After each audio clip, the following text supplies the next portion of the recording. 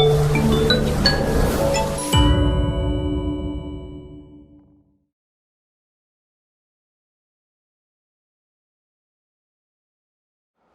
pessoal do sexto ano, a gente vai começar a sexta unidade, que está falando sobre distribuição e os usos da água.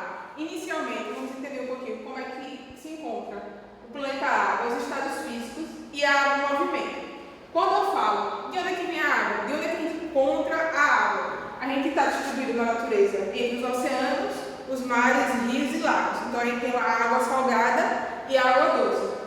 Porém, ela se divide em três tipos de estados físicos. A gente tem o líquido, que é os mares, rios e lagos, o sólido, que a gente lembra sempre das geleiras, e o gasoso, que é o vapor da água existente na atmosfera. Então, para a gente entender um pouquinho, quando eu falo do estado sólido, é aquele estado que as moléculas constituem a matéria, que elas estão em água baixo, só que ela está estável. Ou seja, o exemplo que eu coloquei aqui pode ser a bola de bilhar. Se a gente colocar ela no recipiente, ela não vai modificar, ela vai continuar da mesma forma. Então, os átomos estão mais próximos aqui no estado sólido. No estado líquido, as moléculas elas vão estar mais dispersas, vão estar mais afastadas, que é a água que a gente bebe, que a gente utiliza, né? É um dos exemplos mais simples que tem. E o gasoso, eu dou o exemplo lá, quando a gente coloca a chaleira para esquentar a água do líquido está se transformando no gasoso, no estado de vapor. Então essas partículas estão mais afastadas, né? Não estão juntas, elas estão mais afastadas. No líquido elas estão mais afastadas, mas um pouquinho juntas. Então outro exemplo que ele diz aqui é o oxigênio. Quando a gente bota o oxigênio ali comprimido, ele se encontra no estado gasoso. Então, para a gente entender um pouquinho como é dividido o estado líquido e o estado gasoso, eu trouxe ali umas experiências para a gente fazer, para poder vocês entenderem como é que funciona a transformação de um estado para o outro. Para a gente entender mais ou menos como é que acontece a mudança de um estado para o outro, aqui a gente tem a água, estado líquido, né, dentro da garrafinha, e aqui nessa garrafinha de café eu esquentei a água, que é a água em estado gasoso, vai ter um vapor. E aqui, dentro da caixinha, eu trouxe o gelo, então, algumas pedrinhas de gelo. Aí, o que é que acontece? Para a gente entender a passagem de um para o outro, acontece que o quê? Quando a água se encontra no estado sólido e ela vai passar para o estado líquido, a gente diz que acontece o processo de fusão. Então, para acontecer esse processo, eu fiz um teste em casa, e aí eu vou fazer aqui com vocês. Eu peguei a água quente e coloquei aqui, vou colocar aqui, para poder fazer essa passagem, essa transformação. Então, como a água está quente, ela vai ajudar nesse processo. Por quê? Porque as partículas vão começar a derreter o gelo. Eu não coloquei o gelo mais inteirinho, então de tudo que ele vai derreter, essa água vai se transformando. E a mesma coisa acontece com o quê? Se eu pegar o gelo e ele for derretendo com o passar do tempo e colocar aqui dentro também a água do estado sólido para o líquido, né? Ela vai estar sólida, ela está derretendo, porque ela está aquecendo. De uma passagem para outra acontece o quê? O aquecimento e o resfriamento. Então, se eu botar aqui no copo, ela está aqui aquecendo, então ele vai desaparecer. A passagem que a gente disse que é a fusão.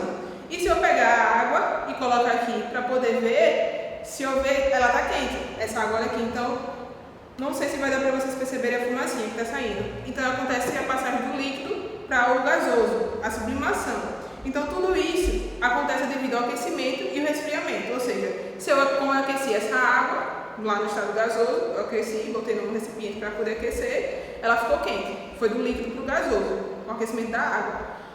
Como eu peguei o gelozinho, ó, e aqui o tempo que eu estou falando com vocês, aquela pedrinha de gelo já desapareceu. Então aconteceu o estado de fusão, que é o sólido para o líquido, aqui nesse processozinho rapidinho. Então vocês podem tentar fazer isso em casa, pegar água quente e pegar as pedrinhas de gelo e fazer a transformação do estado líquido para o estado do sólido para o líquido. E pegar também, esquentar a água, e a ajuda da mãe, para poder esquentar a água e fazer as transformações. Podem acontecer vários tipos de transformações, mas eu trouxe essa para poder vocês entenderem como acontece de um para o outro. Porque a gente fica falando, professora, fusão, como é que vai acontecer do estado sólido para o líquido? É assim, eu pego uma pedra de gelo, coloco com água quente e ela vai ser transformada, fazendo o processo de fusão. Mais ou menos isso. Então, aconteceu lá o processo que eu falei, que é do sólido para o líquido, né? Vai estar uma pedra de gelo, eu vou esquentar a água e vai ser transformado em líquido. Então, esse processo que a gente chama de fusão. Quando ele transforma do líquido para o sólido, a gente diz que é a solidificação. E do líquido para o gasoso é a vaporização, que eu falei a vocês quando a gente esquenta a água lá, então acontece o processo de vaporização, que é do líquido para o gasoso, que a água vai ficar quente. Então, a água líquida fria, quando eu esquento num aquecimentozinho, ela vai ficar gasosa e vai acontecer a vaporização. E aqui é um processo bem interessante que acontece devido à evaporização dos rios. Então, acontece o processo de condensação, ou seja, aqui nas nuvens vai estar o gasoso, e esse processo aqui vai para o líquido que vai vir em precipitação, e a água vai acabar escorrendo na superfície. Então, a gente diz que é a condensação do gasoso para o líquido. Exemplo mais simples é a chuva. E do sólido para o gasoso, que é a sublimação, que é aquele efeito que a gente faz que sai a fumacinha, quando a gente joga umas partículazinhas. E a naftalina que a gente utiliza dentro do guarda-roupa, ela vem nesse processo aqui, do sólido para o gasoso. Com o passar do tempo, ela vai deixar o cheiro na roupa, mas acontece a sublimação para poder acontecer o processo. Aí, quando a gente fala que a água é encontrada na hidrosfera, então acontece esse processo aqui. A água no planeta vai estar 100%, né, quando a gente olha o globo. E aí acontece a distribuição. A água salgada tem 97,5%. A água das calotas das geleiras cerca de 1,72%. E aqui a água doce a gente tem menor incidência, de 0,78%. Então, para a gente entender mais ou menos como é que acontece. E tem a água subterrânea, que é a junção dessas águas todinhas que existem dentro do planeta. Rios e lagos também. Então, só para entender como é que acontece a comparação entre a distribuição da água dentro do planeta, eu coloquei aqui os oceanos, as calotas polares, as águas subterrâneas e os lagos e os rios. Conta aqui mais ou menos a porcentagem de um para o outro. E a relação da água superficial. Aqui só foi um quadro ilustrativo, que a gente tem a água doce superficial, que é dos rios e lagos de água doce, água doce subterrânea, água doce sólida, água salgada e água em vapor, para poder entender. Então, quando a gente olha esse gráficozinho aqui, a gente diz que 97% é água salgada e 3% é de água doce, para fazer essa comparação. Porque esses 3% é que está juntando aqui a água doce dos rios, lagos e água subterrânea, e a água salgada, que é dos mares e oceanos, cerca de 97%.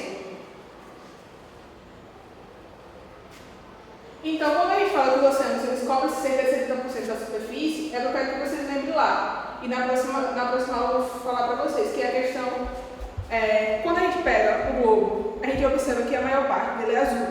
E ao redor dele tem as partes dele marrom, que eu já falei a vocês, quando a gente olha na legenda, que representa a parte continental. Então, o oceano ele cobre cerca de 70%. Então, o nosso planeta tem cerca de 97% de água salgada.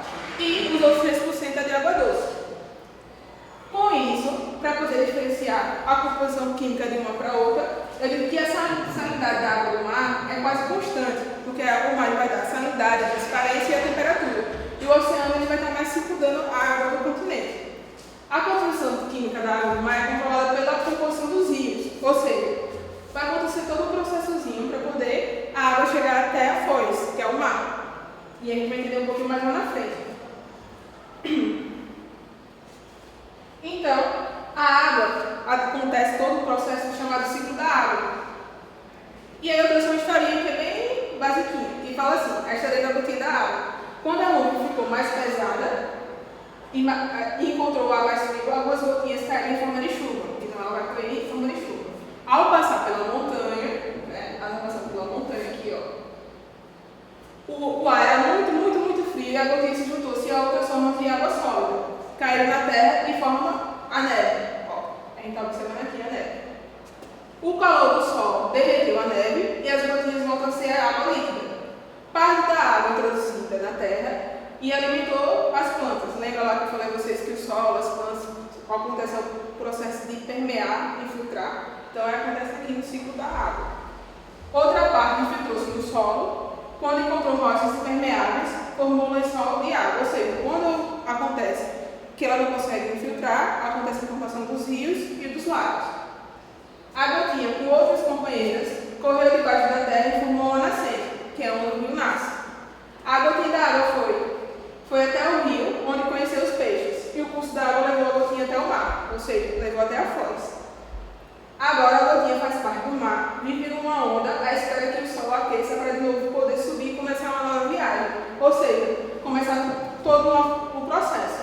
Ou seja, ela vai evaporar, o processo de evaporação, acontece a condensação e aqui a precipitação e o escoamento. A água vai escoar. Escoa o quê? Pelo relevo, pela forma do relevo terrestre e vai acabar formando a nascente, vai acabar formando um novo rio, ou o rio principal, e daí vai vir os afluentes.